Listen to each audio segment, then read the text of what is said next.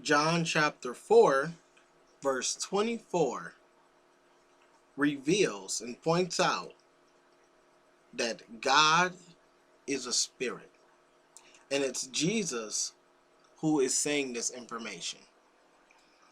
So, John chapter 4, verse 24 reads, where Jesus says, God is a spirit.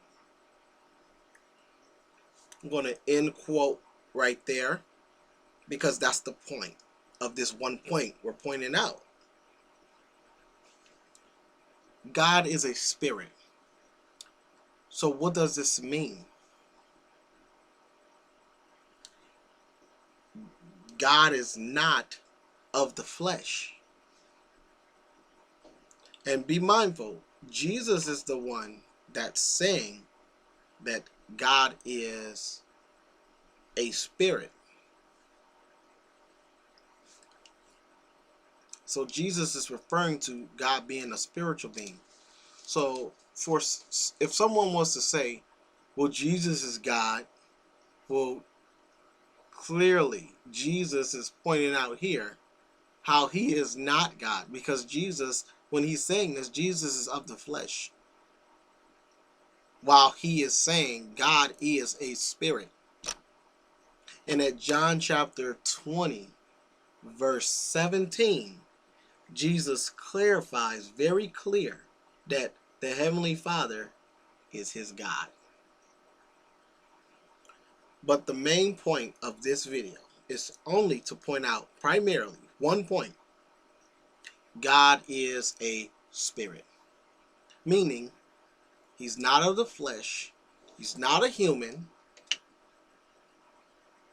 His being doesn't consist of being male or female. It doesn't say he's a male spirit. So some people may say, well, God is a man, because it says a lot of times when it's talking about God, he said this. It will refer he to when God is about to say something sometimes, or something like that. However, God is not a male. That's a fact. Jesus points it out very clear here. God is a spirit.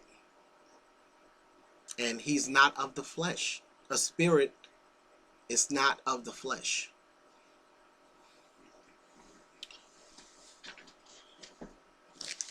Also at Colossians chapter 1 verse 15, I want to just mention that point briefly.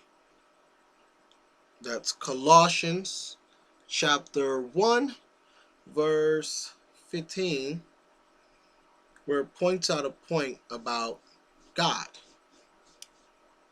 It says, it's 2 points, but 1 point is about God. It says,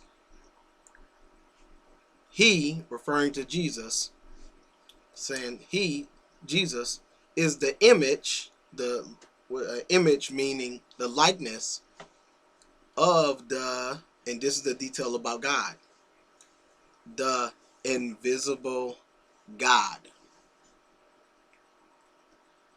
So God is an invisible God. So it's very clear that God is not a physical person, a male that has physical hands, that has a